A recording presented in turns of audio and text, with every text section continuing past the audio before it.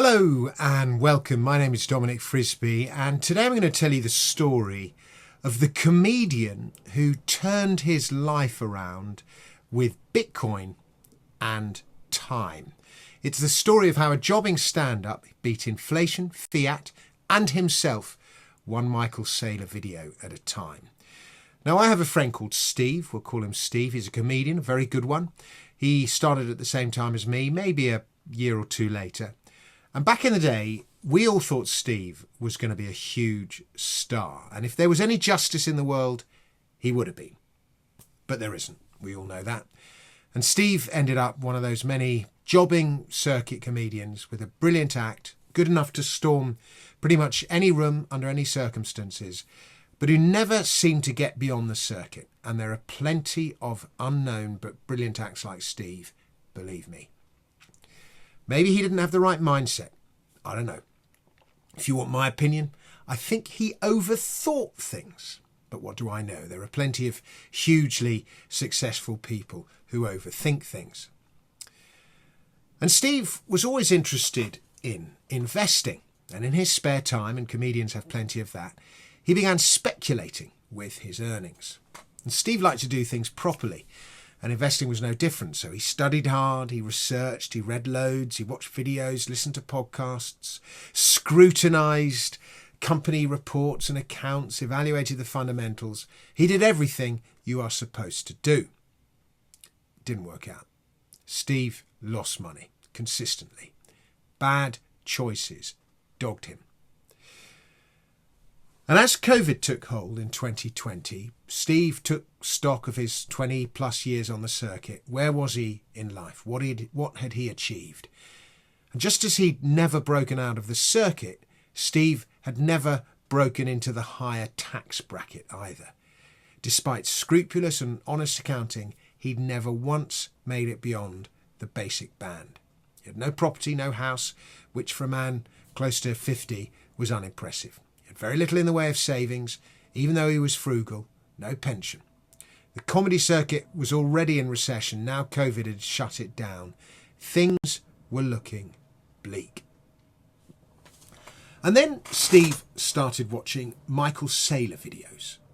Michael Saylor, if you don't know him, is the billionaire genius chairman of Strategy, ticker symbol MSTR on the Nasdaq, who amidst all the money printing during COVID was trying to protect his corporate treasury from erosion by inflation. And this led him to Bitcoin, which he embraced, and he became one of its most articulate proponents, while his company, which had been all but dormant share price wise for 20 years, suddenly took off like a rocket. And he gave birth to the Bitcoin treasury model that's becoming so widespread today, keeping your corporate treasury in Bitcoin. And everything Saylor said made sense to Steve. Not only that, it chimed with him. Bitcoin is stored energy. Investing in Bitcoin is like buying Apple, Amazon, Google or Facebook a decade ago.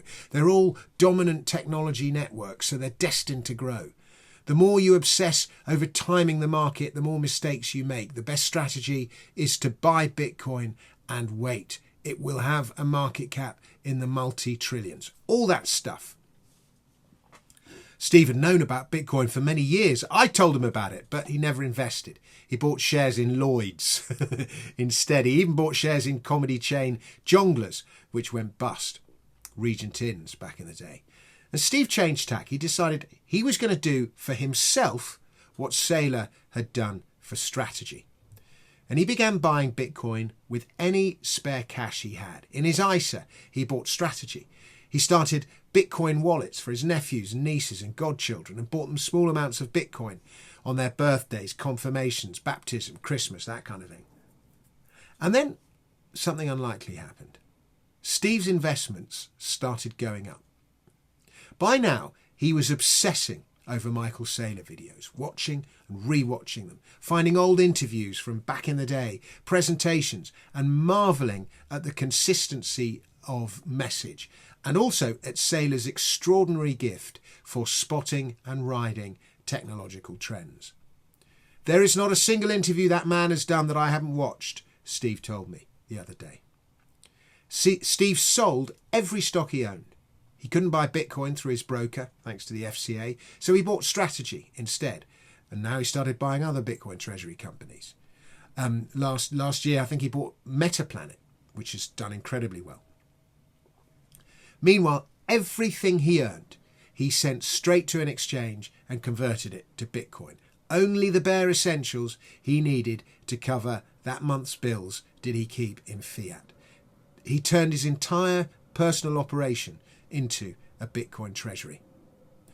What's more, he didn't tell anyone he'd done this, except me, because he knows I know and love Bitcoin.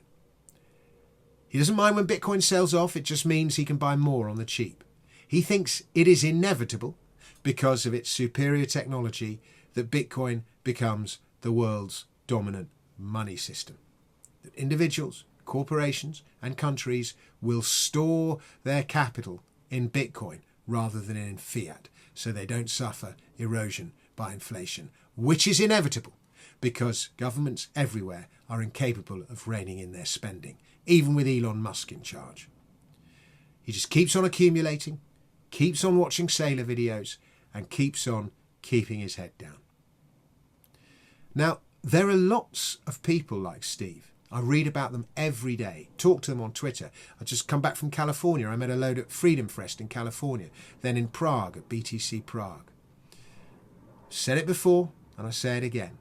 If you save in strong currencies and spend in weak ones, you will change your social status. You don't have to earn a lot of money to do that. I saw Steve the other day. Never seen him happier, except after he's just stormed a gig. And guess what? He's now in a position, just 4 years later, where he can buy a house. That's what his girlfriend wants him to do. How about that for a transformation? The only problem is that would mean selling some of his Bitcoin. If only there were vehicles by which you could borrow against your Bitcoin. That's the next chapter in this extraordinary story. They already exist in the USA. Borrow against your Bitcoin, spend in fiat, keep the asset. Trouble is, if you're in the UK, you won't be able to do that because of the FCA. Thanks very much for watching this video, this story. If you enjoyed it, please like it, please share it, all that stuff. It helps. Please follow me on whichever platform you're watching this on. And of course, subscribe to my Substack. Links to all of the relevant stuff are below. And if you want to read my brilliant book about Bitcoin, I'll put a link to that as well. Thanks very much. Until next time, goodbye.